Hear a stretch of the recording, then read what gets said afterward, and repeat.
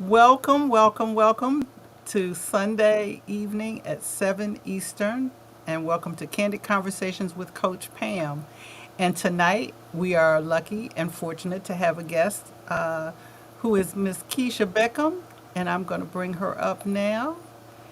Keisha, welcome to Candid Conversations with me. How are Yes, good you? evening. I'm good. Excited to be here. I'm so excited to have you.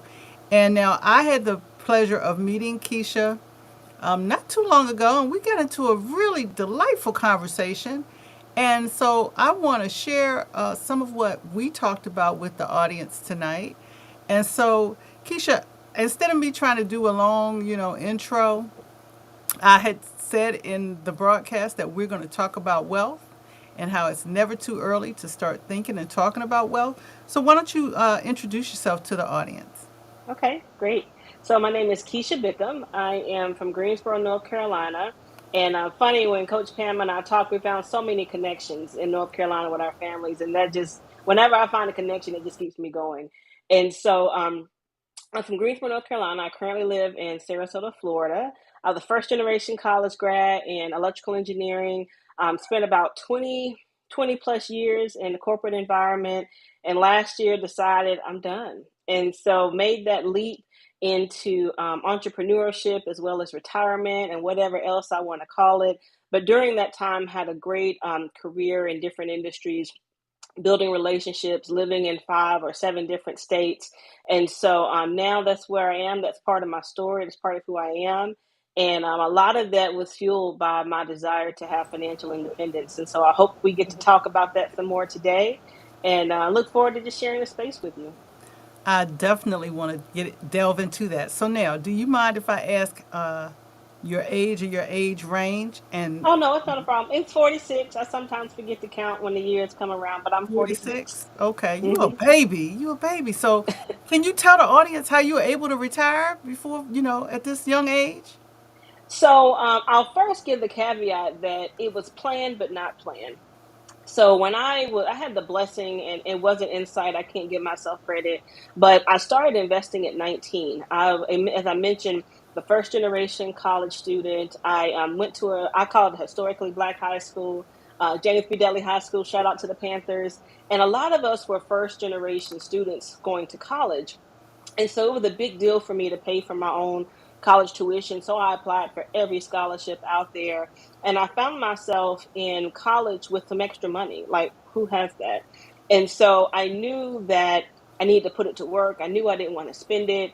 And so that what sort of led me to the space of investing. And so I started that habit at 19. I continued it through college. I continued it through my early career and on to my later career. And so the short answer to your question is I started early and I took advantage of time value of money. And my husband and I had a decision to make when I was in an environment at work that was no longer serving me.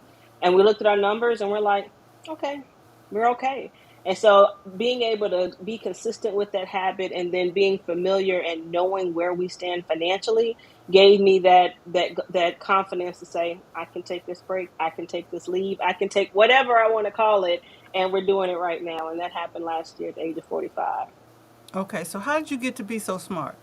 Or were you smart? Like, did you have mentors? Did you have books? What? How did you So learn to do what you did? So I was always that smart kid. I was an only child. I loved learning, and I was one of those nerds. So I was the kid in middle school that came to school early to get the computer lab set up, and then I went to the computer lab during lunch. Like, I was that kid. Um, but also, I always had a desire to explore and to learn more, and particularly to break barriers. So as I mentioned, I went to a high school that was probably 98% African American. And when I look back, I had that in middle school, I had that in elementary school, I had that in preschool. And so those environments had teachers and folks who poured into me very early. I remember a second grade teacher who I would get in trouble in class because I talked too much because I was honestly bored. And I would get in trouble, and the assistant teacher back when they had those would pull me aside and give me extra stuff to do, or we would just have some chats. And so I had mentoring before I knew what mentoring was. And again, that started as early as elementary school, and I had them in daycare. And it was just people who let me talk, or people who recognized that I was a different kind of kid. And so that gave me the space to have confidence in whatever I did. And so one of the things, I wrote a list here of things that I knew when I was 19. And one of the things was that I didn't like hearing no. Like, I didn't like anybody telling me I couldn't do anything. And so I always figured it out. And so it wasn't necessarily being smart. It was just being determined and a bit stubborn. And I learned that at home, and it sticks with me to this day. All right. So, one of the things that I'd like to have in these conversations is to challenge our audience to think more in terms of wealth. How do you define wealth? And what do you think it's important, especially for our peers and folks that look like you and I, to be thinking about in terms of wealth building? Wealth to me is freedom. And so wealth is the ability to navigate this world how you choose. And so wealth is not just money, wealth is health, wealth is mental health, spirituality, wealth is relationships. And so that's how I define wealth. And so what I say about that, as far as challenging our peers and even the young folks, is that being able to make strategic money moves now gives you that freedom later. And so while there may be things that you want and they look good in social media, I'm so thankful social media wasn't around when I was young, because it will get in your pockets. And it's like you have to have the discipline. Like, people now have to have discipline that I didn't have to have. Like, I was a disciplined person, but I didn't have to avoid, the what everybody else was doing, and how people were putting all the great stuff on the internet, and how you were missing out because you weren't doing what they were doing. And so I define wealth as you being able to have your own plan on what you want to do, what your values are, and what your goals are. And that's something that has always been a steady part of who I am, is having the goals, as I mentioned, not wanting to have anybody pay for college. And I would say that sounds like something that may be very noble, but the reality is that I realized also that if I could pay for something myself, I didn't have to ask permission.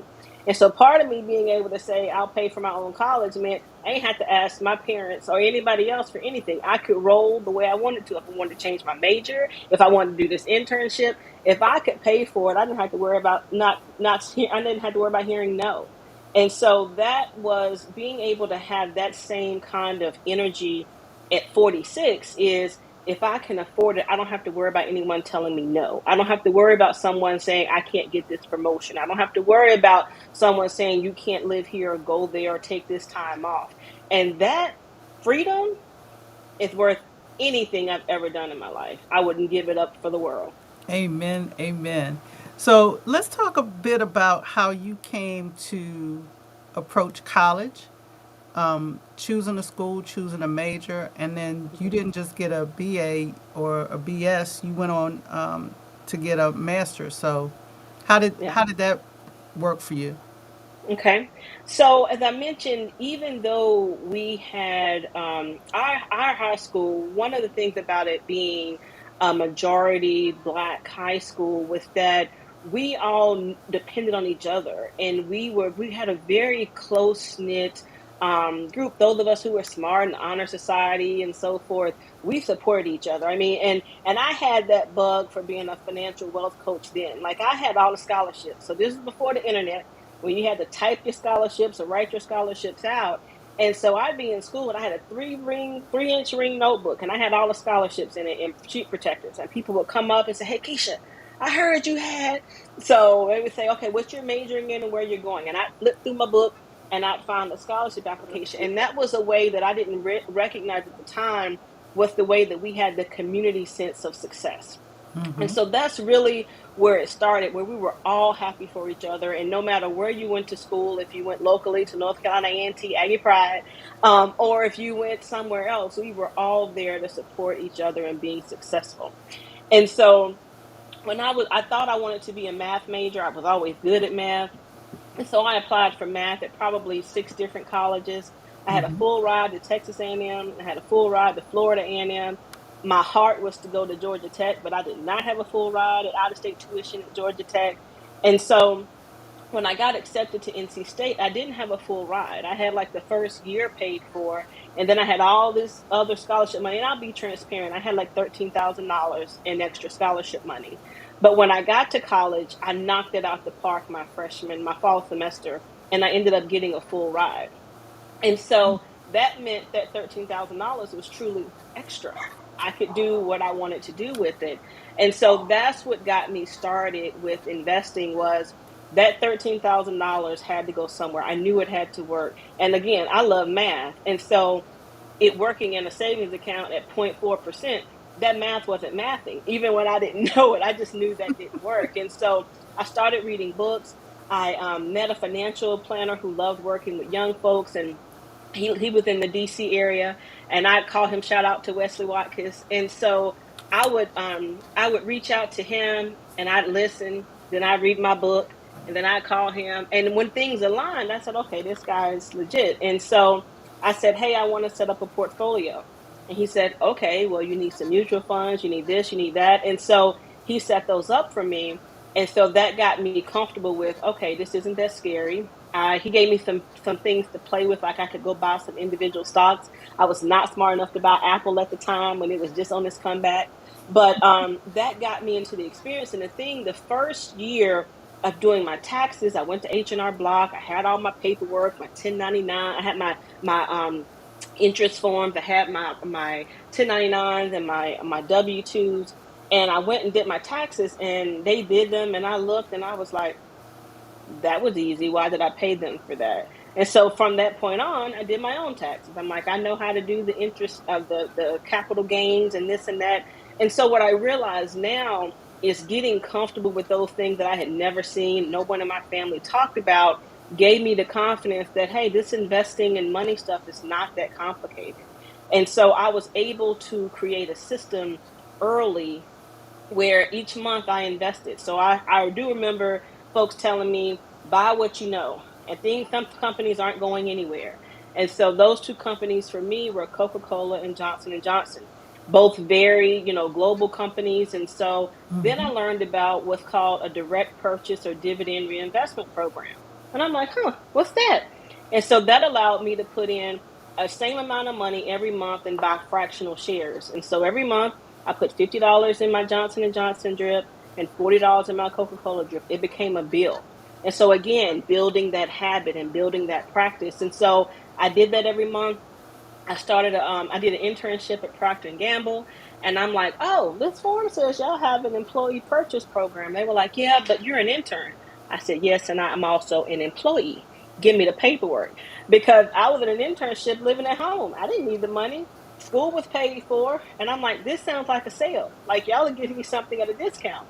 And so I enrolled in the direct purchase program, employee purchase program at Procter and Gamble. So they gave me three companies. So I had Johnson and Johnson, Coca-Cola, and Procter and Gamble. And so every month, just like a bill, I put the $90 plus whatever in P&G, I put that in there. And I started that habit and continued that habit until this day. And so when I got to corporate and got a little more real money, I knew to invest in the 401k. I understood how market returns. I understood a little bit about, I didn't know a lot about P&E ratios or any of that, but I could look at a chart and say, is it going up?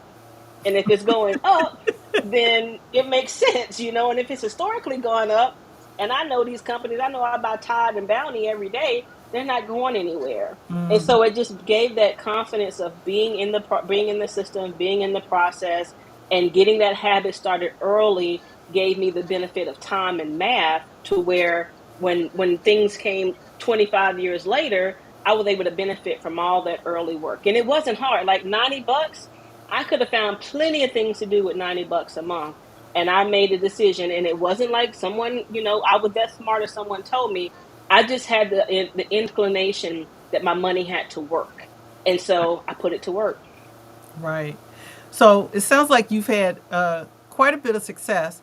So, what has been the hardest lesson that you've had to learn, and how did you overcome it?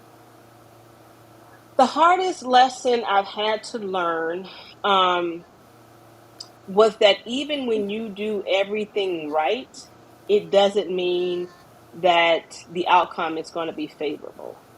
And I probably have had that experience a few times, particularly from a career standpoint. But most recently, before I retired, it had gotten real serious. Like, okay, I've done everything right. I've checked off the boxes. I know all the right people, and this still doesn't feel right. And so the hardest lesson I had to learn was, even though I did nothing wrong, I had to make a decision for me. And that decision was to walk away from somewhere I had spent almost 12 years. And that was hard. Like it, because what happens is, particularly from a career standpoint, it becomes not only what you do, but who you are. And so, what I realized, particularly in the last year, that I need to reconnect to that 19-year-old self who didn't care what anybody thought, who didn't care what barriers were out there, who didn't care what house I lived in high school and so forth. That was not a barrier. And so, reconnecting to that energy, reconnecting to the world is mine. That has been like the biggest blessing and the biggest lesson that I've had. And it was hard, but it's been in this last year that that's happened. That's great. So now, what is something that you would that you've realized recently that you wish you could tell your 19-year-old self? Basically the same thing, that you can't force anybody to like you, so take it off your to-do list, whether that's work, whether that's friends, whether that's family. And those things happen in seasons. Like there are times I remember specifically having a role at work where I was the rock star. They were creating jobs for me. They had me doing everything. And literally 2 months later, they were like, you suck, you're not worth it. And I'm like, I'm the same person. What the heck? And then even in family situations where you do everything right, and it just, people will have their opinions about you, and people will do things that are hurtful. And so what I would tell my 19-year-old self is, stay aligned on who you are and what's important to you, and don't shift in that. Like don't feel like you have to adjust who you are at work, with your friends, with your family. Be who you are and stand confidently in that all the time. Like find that alignment and like keep connected with it. Find a way, whether it's daily, whether it's meditation, food, whatever it is, but find that alignment on who you are, what your values are, and keep that sacred. Because when stuff goes left, that's all you have is who you are and what's important to you. All right, I love it. So now, I know you have kids, and we Yes. have parents listening in. What advice would you offer? Well, let's back it up. How are you raising your own kids? And then what advice would you offer to other parents in terms of this whole wealth game and understanding it and well as, making the best of it? Yeah. So this one's tough. And I actually just had a conversation about this with my cousin, who's my same age. We were both first generation in our family. And so there are a couple of things about when I was raising my kids. So, one, they've been forced to be flexible because, as I said, we've lived in 7 states. So my son went to three different elementary schools. And so, one, they've been flexible, but they've also have seen the world. So we've lived on the West Coast in Texas. We lived in 2 different states in on the East Coast. And so being able to give them exposure on how different places are, being a family of four where we were sort of our own ecosystem and didn't have family necessarily around, being able to build community and friendships. So my kids are able to build friendships quickly because they're used to jumping in. At the same time, I recognize that they also sometimes would avoid creating deep relationships because they were like, I don't know how long I'm going to be here. Luckily, the phones and text messages and group text has helped that. And so my daughter still talks to middle school friends and school friends from 2 different high schools. And so we're raising our kids to just be open to the world. The other thing that we did very early, and this relates to money, is that we realized that, like, when I think my son was 2, and we were like, you can go to the store and buy anything you want. He's 2, so I'm not going to get too much.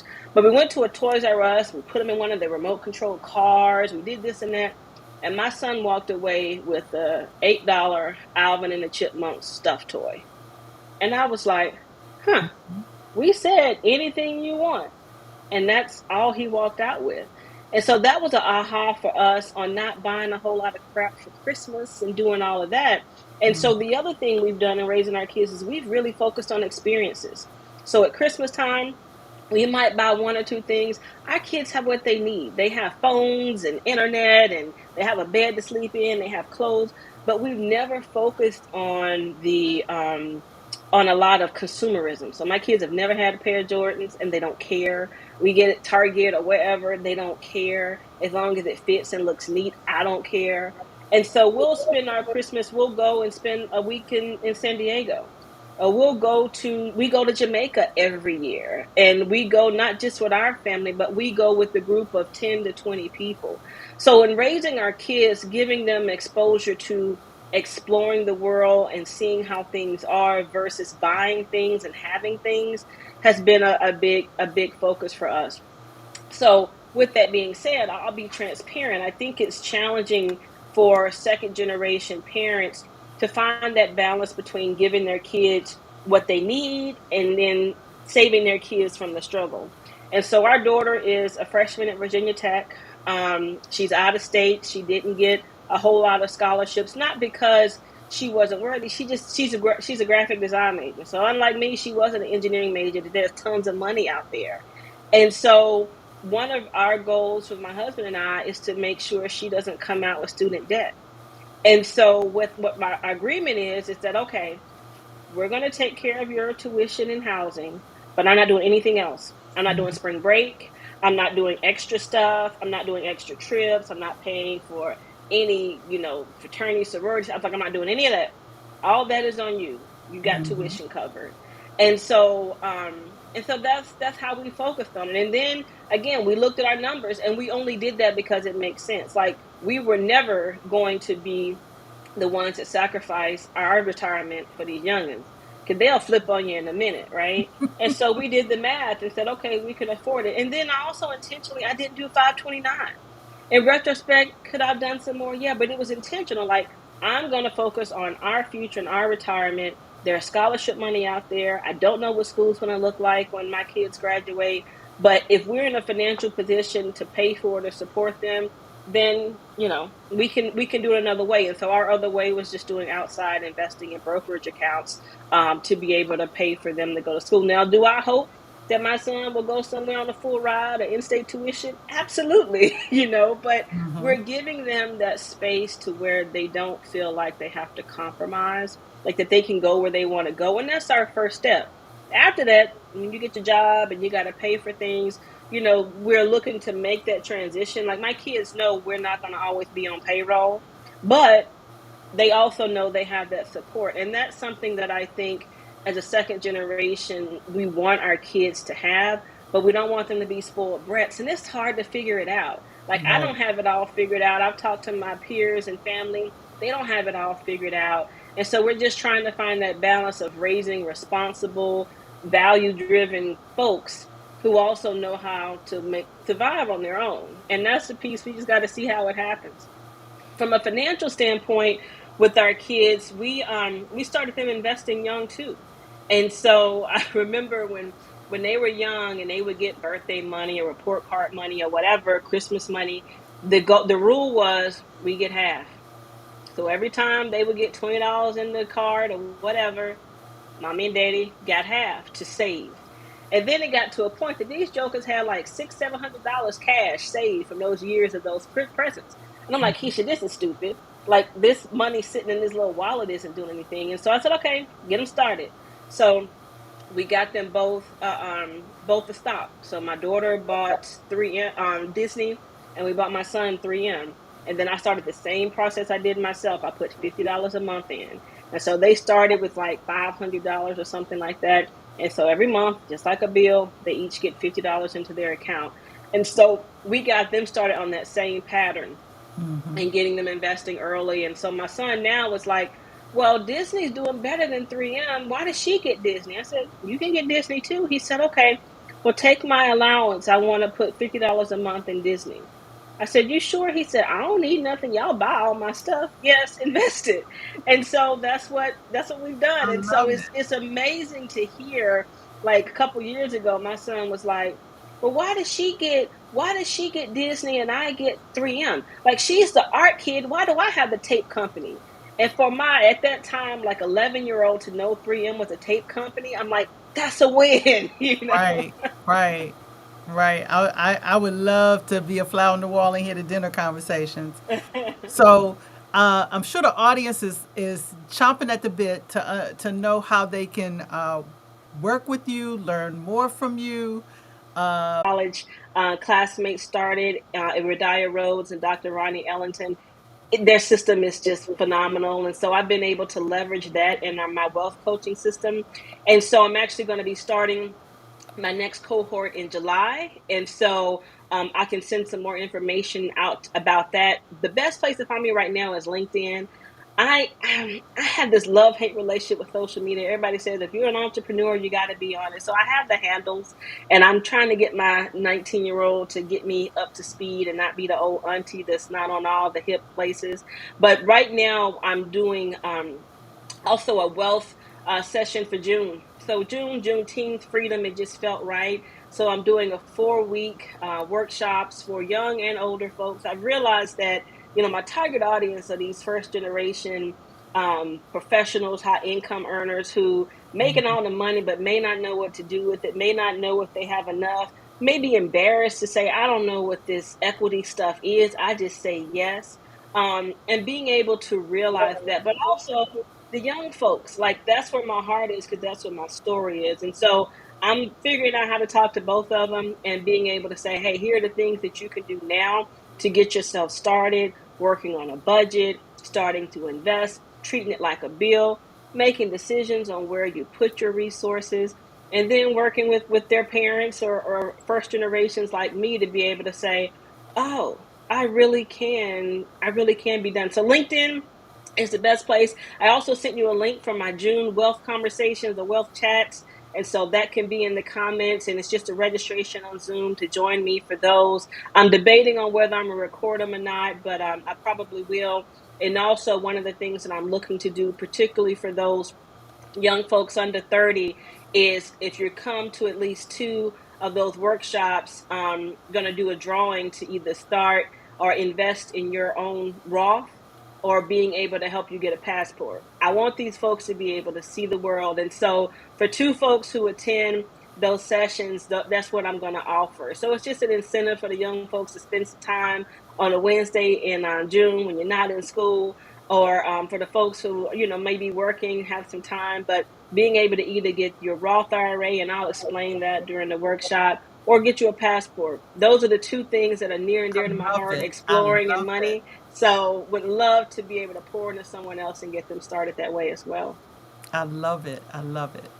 Um, so tell me, what does Keisha read for enjoyment, or for your own edification? So it's interesting because I do a lot of audiobooks. I used to run back when I was particularly in Texas when that was like the thing that everybody did.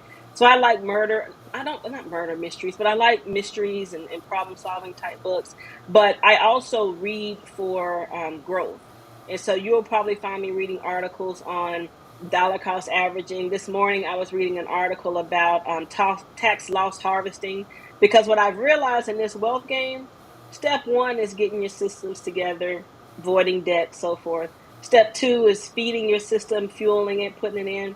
Step three is how to play this tax game when getting your money out of your system. And so that's been something I've been reading a lot here recently. It's just understanding that better, figuring out where, professional resources I need to get in play to make that happen. But that's what I do. And then Jasmine Guillory has a series of books that I've been reading, and that's what I have packed up to go with me to Jamaica in a couple of weeks. But if there are anybody that has suggestions, let me know. I don't like anything too heavy. I like things that are funny, and again, I do a lot of audio books, and so yeah. All right. All right. I love it. What are your kids reading? Who knows? So my son probably only reads when he has to for school. Smart kid. Like this kid, the straight A student, has been his whole life. But he's not going to be that intellectual one that you see reading, A Time to Kill or something like that, unless it's a school assignment. My daughter, interestingly, she started reading when she was 3.5 or 4. And so she reads a lot. And so, but I don't know what she reads because it's all on those devices now, right? But this child will actually read 3 books at the same time. Like she'll switch back and forth, which I don't understand how her brain does it. But so she still reads a lot, no idea what she's reading, but she enjoys it. She'll go and tuck in a corner and do so. And then my husband, he's an avid reader from a news standpoint. So part of his routine every day, he spends 2 hours on Apple News or whatever, just reading stories. He just loves absorbing what's going on and having context. And so whenever I need to make sure that the dumpster fire of this world is okay, I just get the cliff notes from him. And so I know he'll be up to speed. Wow, wow. I'm looking at the clock, Keisha. We, I know. I'm like, we're kind of out of time for today. But I know that I have enjoyed our conversation. I'm sure this won't be our last one. And I hope that our audience has enjoyed it. I did put your link in the comment section, so hopefully the audience is able to see that and make use of it. And until the next time, next Sunday I'll be back here, and I look forward to talking to you again soon, Keisha. Thank you so much. All right. It's been my pleasure, Coach Pam.